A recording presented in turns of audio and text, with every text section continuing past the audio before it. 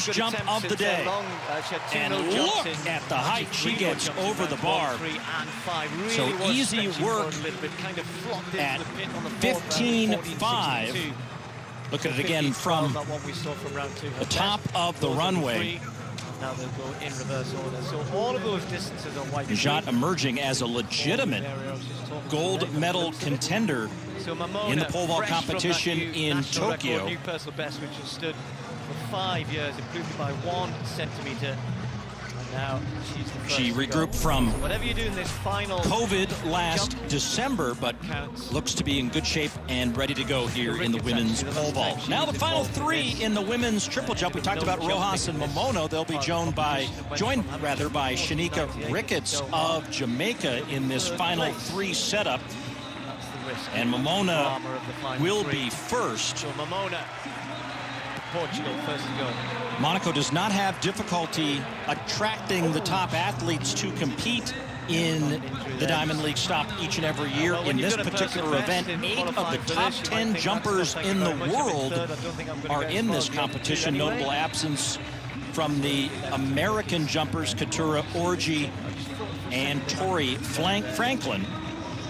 Here now, Momono, now 32 years of age, but now also the Portuguese national record holder after that effort in round 5. Because she's so much shorter than Rojas. And has a problem in that second phase, so that will be a foul. And because of this setup, it is what you do in the final round that matters for the purposes of the final placing, as Rojas will now await Ricketts' 6th round jump. Look again at Momona. She will finish in 3rd. But yeah, the plant foot on that second phase just kind of gave way on her, and she wasn't able to finish the sequence. So done for the day, but still a lifetime best and a personal best for her in finishing 3rd here in Monaco.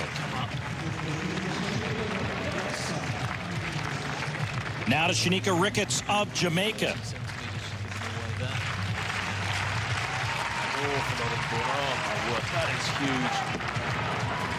On her way to her 2nd Olympic Games. That one looks to be a fair jump. Rojas doesn't seem intimidated by the mark. So good reason why. She has been 29. clearly the best triple jumper in the world over the last few years. Waits for the mark by Ricketts. This will not be better than her earlier jump of the day of 14 meters 75, 48 4 3/4. This one measured at 46 10 3/4, but by virtue of it being a measured mark, now moves ahead of Momona, and for the moment currently in 2nd. Now doing her best to get some support from the crowd, and they certainly love this. And now Rojas, one of the great personalities on the circuit. Back in 2015, she sent an email to the 2000 gold medalist and 4-time world champion Ivan Pedroso and said, "Hey, can you coach me?" And so she moved to Spain and began her ascent in the all-time list in the triple jump. She is now number 2 all-time outdoors, only behind Anessa Kravets of Ukraine, who set the world record back in 1995. Final jump of the day for Yulima Rojas. That second phase is so rudimentary. And that one looked like it was very far, but also very close to the board. And we see now the red flag go up, and Rojas, who has not had much success down the runway in Monaco today, 4 fouls on her card, just 2 legal jumps. That one was far, but by virtue of it being a foul, Shanika Ricketts, with the only fair jump in the final 3 round, will be the winner in the women's triple jump. And there a look at the toe board, and just a few inches onto the plasticine. Rojas knew it was a great jump. Well done. Momona takes 3rd. But Ricketts now moves to that center position and will take the victory in this women's triple jump. competition. It should be a formality for Rojas to win it, but of course that discounted her. Perhaps So as we transition away from the women's triple jump, a look ahead to the women's 800 meters. Reigning world champion Halima Nakai, Jamaican Natoya Goul, and Rosemary Almanza running very well. The Cuban 156.28 already this year.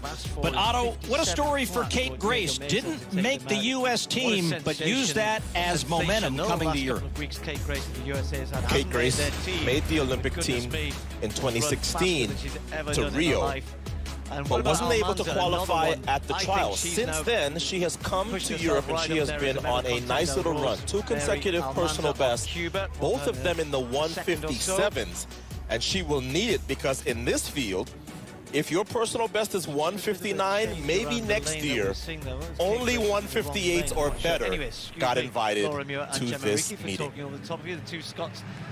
Next to each other. I've had a few communications back and forth with Kate. She's just very pleased with how she's been able to sustain what she thought would be a good opportunity to make the U.S. team. Didn't do that, but running very well here in Europe. Almanza, the aforementioned Cuban. Only a thing Mo has run faster, the American, the world leader at 156.07. Mir and Ricky, 3rd and 2nd respectively at the British trials. They will both be in Tokyo. And in fact, 3 women in this field have their personal best on this track, including Muir.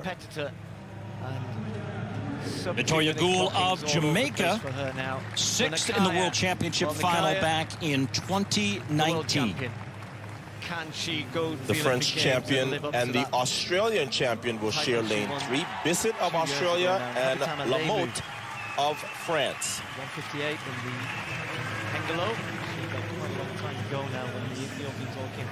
Very large field for this 800 as they go through the introductions here. Bissett of Australia, and now the reigning world champion Nakai of Uganda.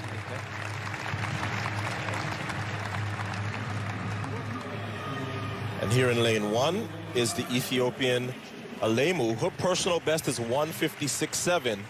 And yes, it was set on this track 3 years ago.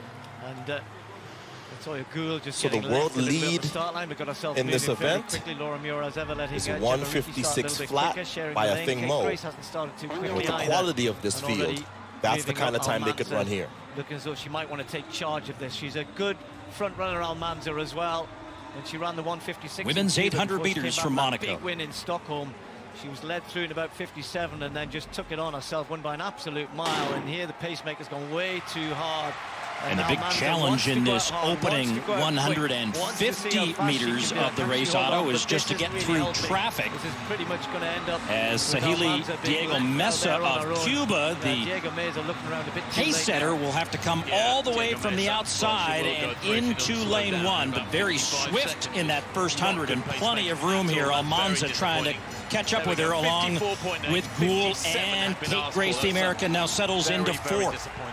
I love it. This looks like a leg on a 4x4. You talk about stringing out the field. They look like they're on about 56, if not 57 pace for this first 400. The pace setter, Diego Mesa, doing her job. And if this race is not fast, it won't be the pacemaker's fault. Pacemaker was actually asked to go through in 57 and went 54.80.